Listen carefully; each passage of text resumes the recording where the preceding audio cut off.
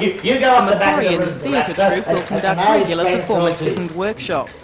School students will be involved with the group and will soon audition for the Macquarien's Youth Theatre troupe. A bicentennial youth cultural exchange to Round Rock, Texas is already planned for youth group members, and auditions will be held next month. Are you ready, Zerastro? From those, we hope to form them into a company of 70 performers, which will become virtual ambassadors for the arts from the city of Lake Macquarie. Mr. Casa says the Macquarians will involve a range of groups and artists, including poets, composers, marionette operators, dancers, choristers and stage crew. As a whole, he says the troupe is unique. Open up the windows! Well, the Macquarians, in my opinion, the concept of the Macquarians, that is, in my opinion, there's no other group like them in Australia. Macquarians are required to devote 2 hours a year to help with another group's production. It was an More than 1,000 Lake Macquarie residents have joined the troupe, and a 20,000 membership is expected by the end of next year. They despise all experiments, and they spend their lives with their nose.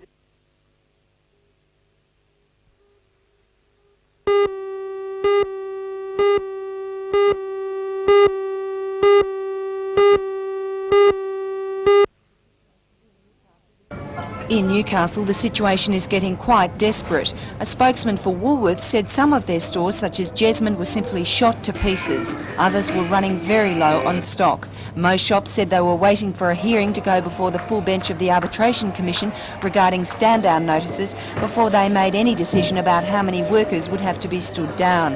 A spokesman for Franklin said they would probably have to close their doors either tomorrow or Friday. They employ about 250 people in the Newcastle region. Coles say they are also not in good shape. A spokesman said Belmont is their hardest hit store and its closure was imminent. He said although they carried a large number of goods such as fruit and vegetables not affected by the dispute, it would be difficult to remain open with only half the volume of goods being sold. They will try to keep workers gainfully employed as long as possible.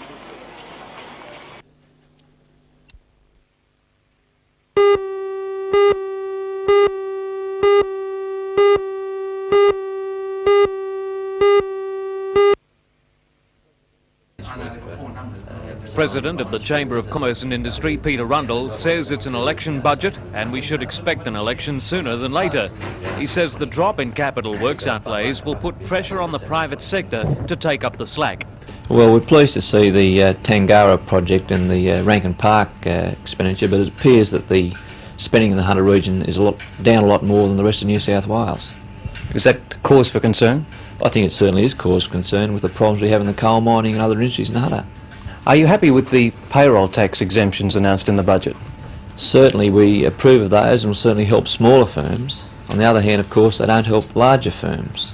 It costs $6 in every $100 you pay in wages to employ people, and that's a tax on employment.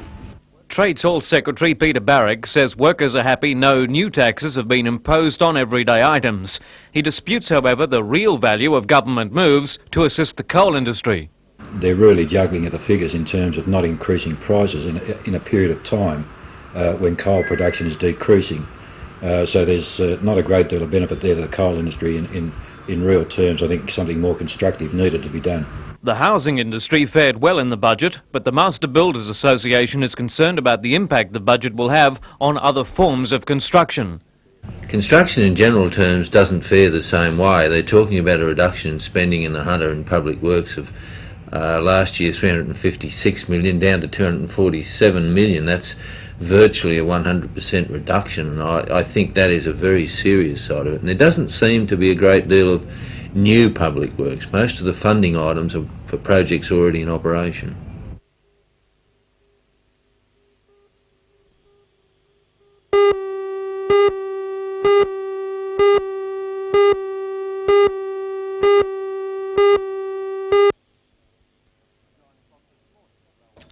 At 9 o'clock this morning, the railway men blocked the road to the mine, stopping several trucks which were taking coal to the Hexham washery. The men were protesting what they say is the premature closure of the line and Coal and Allied's refusal to discuss with them ways of making it more cost efficient. When police arrived, they seemed reluctant to force the issue and were content to simply ensure no trouble arose. Police are here, John, and they'll probably get moving on it in a short while, but at the present time it's a stalemate. All right, mate, just keep out. Okay, mate. Residents from along Stockrington Road and Lenigan's Drive, on the route the trucks take to Hexham, also turned out to protest. They say the scale of trucking needed to replace the trains will make their lives unbearable. It wasn't long before they clashed with the truck drivers, who were becoming irate at the costly delay. We are talking about dead people on this road. Because you're unemployed, you want everybody else to be unemployed too. We've only got a job to do. Eventually, a Coal and Allied representative arrived and asked to talk to the men away from the media. The men were told to leave their vehicles or be sacked and lose all their severance entitlements. The men refused and the barricade remained. Shortly after 11, more police arrived and Sergeant Ron McSporran made it clear the blockade would no longer be tolerated. Well, we can't allow you to block the road in or out of the mine here. So I'm going to have to ask you to get those people to move their vehicles, and so that it allows access to the coal trucks. The vehicles were moved and the trucks got underway. Meanwhile, the men decided to continue their protest by a sit-in on a steam loco they'd brought from Hexham. Despite the break-up of the blockade and the threatened loss of tens of thousands of dollars in severance pay, the men were claiming victory. Do you think the stand's worth it? On a matter of principle, yes. I think you've got to have principle. If you haven't got that, you're not worth two bob in my book.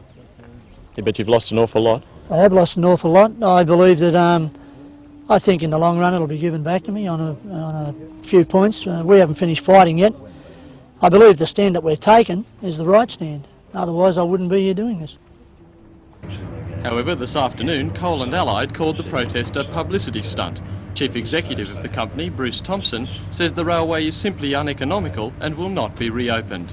We've fully canvassed the economic issues. There is no way that that railway could be sustainable with the volume of coal that we'll be producing from that mine in the foreseeable future. Mr Thompson says if Newcastle City Council enforces its recommendation of a 10-tonne load limit on Stockrington Road, Coal and Allied will close the pit with the loss of 100 jobs. And well, I can't see any other alternative. If the mine can't produce coal, well, the mine can't produce coal if it can't move coal. And if we can't produce coal, we have no jobs for the fellows. Newcastle City Council's recommended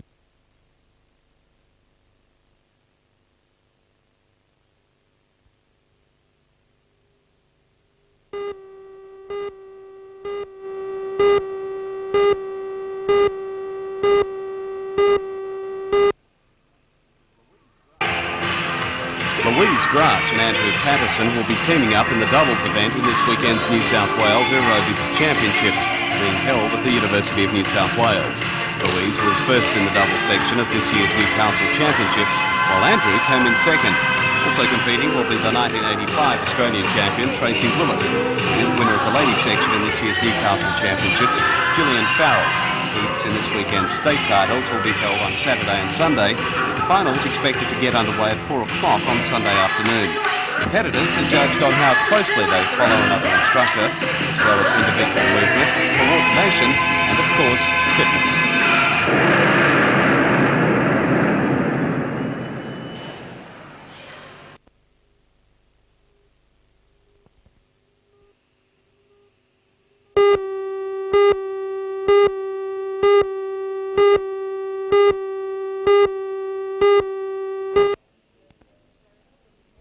Nurses, clerical and domestic staff and members of the public attended the meeting. It was held to show support for the continued existence of Morisset Hospital, one of the 9 named for possible closure. Shane Buckley of the Health and Research Employees Association says opposition to the closure will continue until the government answers at least 4 questions over where and how patients will be relocated and in what type of accommodation, plus who will be responsible for their care and where will hospital staff be relocated.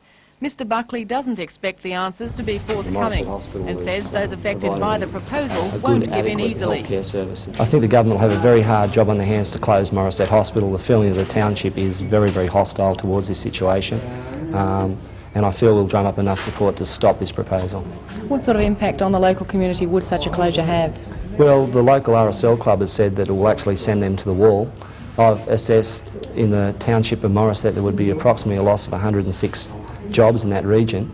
Because the salaries bill for Morisset is approximately around the 12 million mark, that money would have to go out of the region. The real estate industry would be affected because people would have to sell and relocate. He says the government claims it will spend $325 million from the sale of hospital land to establish new facilities for those suffering from mental illness or developmental disabilities. However, he believes there may be an ulterior motive. Well, as far as we're concerned, the ulterior motive is the land grab. This is very, very valuable real estate here, and I feel that they're attempting to balance the budget by disposing of these hospitals and disadvantaging the patients in our care.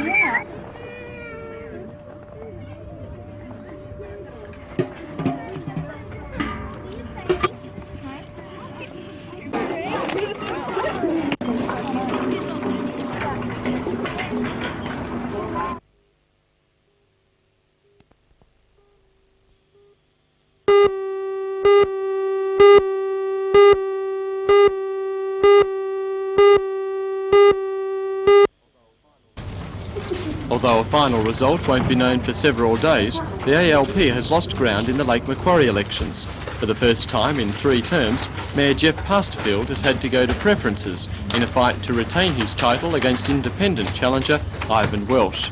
Pasterfield polled 34,600 of the primary votes to Welsh's 31,100. The position will be decided by the distribution of third candidate Fennell's preferences. Fennell, who polled 14,000, has directed them to Welsh. Mr Welsh says Labor has lost its majority on the council, with at least 9 independents being elected. Jeff Pasterfield has been mayor for the past 10 years. Although not admitting defeat, this afternoon he blamed the ALP's poor showing on bad timing. I think there was a couple of issues around at the time that people were wanting to express, I think, to the ALP that they were dissatisfied with them. And those issues, what do you think they are? Well, I think the ID card was the main one. And also, of course, we had the announcement about Morisset Hospital, which didn't do us any good at all. Sub-returning officer Trevor Saunders says the closeness of the competition this time will delay the results. Oh, well, as I said, it's the first time since the popular election of mayor in 1977 that we've needed to go to a preferential count to determine the mayoral position. And so that means the voting is very close this year? It is closer, yes, than in previous years. Meanwhile, Labor has improved its performance in Cessnock, where ALP candidate Marie Callaghan has taken a majority of the primary vote to oust Gordon Williams as mayor. Marie Callaghan, a marriage celebrant, won 63% of the 25,000 primary votes. At least 9 of the 16 Cessnock City Council aldermen are Labor, although counting will not be finalised until Tuesday. Counting in Port Stephens Shire will finish late tonight. Early indications are that Labor has polled poorly. Current Shire President Roy Taylor is relying on preferences to put him back on the council, in which there may be as many as 6 new faces.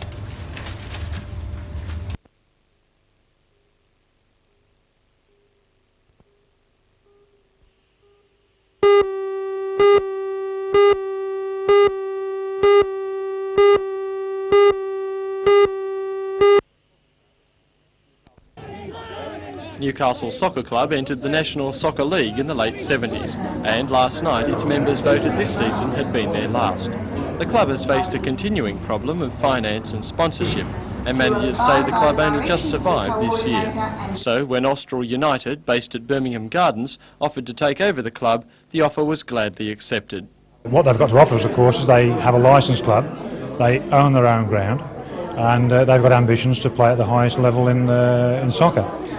They this year won the grand final in Northern New South Wales, and they believe they can do a good job for us in the State Bank League. Despite losing control and no doubt the sidelining of some Newcastle players, President Eddie Boards says they are looking on the bright side of the merger. It's a great day, in fact, because as far as I'm concerned, it's soccer that's the name of the game.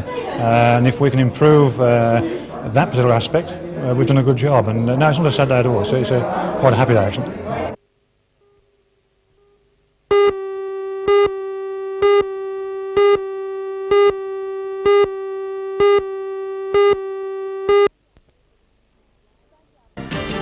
The stakeout here at the Richmond Vale Railway may spark widespread industrial action following the outcome of the National Liaison Committee meeting in Sydney yesterday.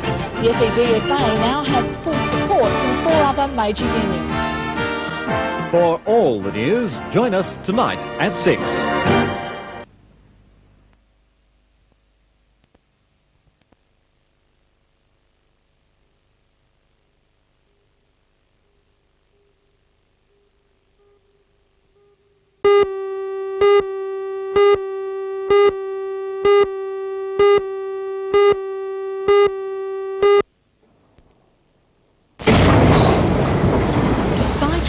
That the 5-day protest on the Richmond Vale Railway line near Minmai was winding down, extra supplies were brought in today.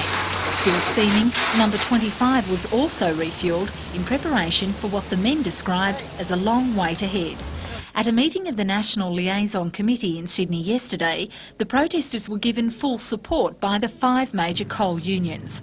All voted to help the sacked workers in their fight against coal and allied and to support the local residents concerned over the increasing coal trucks now hauling more than 1,500 tonnes of coal every day on Lennigans Drive.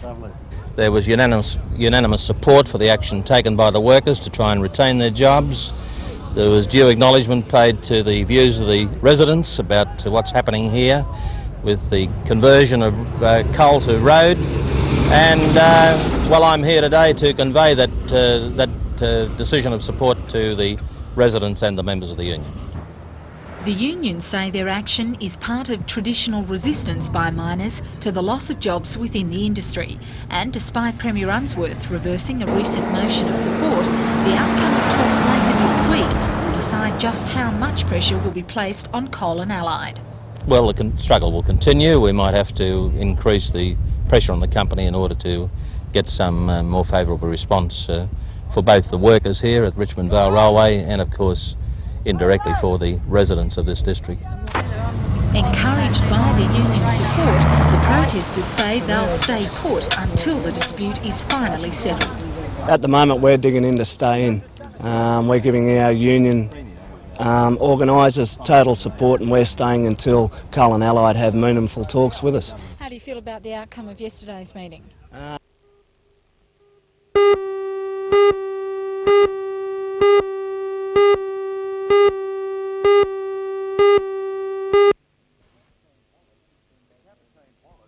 The Captain Wallace has been loading almost 8,000 tonnes of wheat at the Carrington grain terminal over the last 3 days. As well, the ship has taken on about 550 tonnes of general produce bound for Suva, Fiji's capital. Since Sunday, the ACTU has imposed bans on any sort of trade with the island nation in response to the military coup and the imprisonment of some of the island's trade union officials. The decision to let the Captain Wallace sail was made as loading of its cargo was well underway when the bans were imposed, and any further delay would have meant unnecessary cost to both the producers and importers. The Captain Wallace's wheat cargo includes 2,200 tonnes of Northern Hard 1 and 5,500 tonnes of Australian Standard White. Meantime, ACTU officials in Melbourne say the future of the trade bans will be assessed on a day-to-day basis.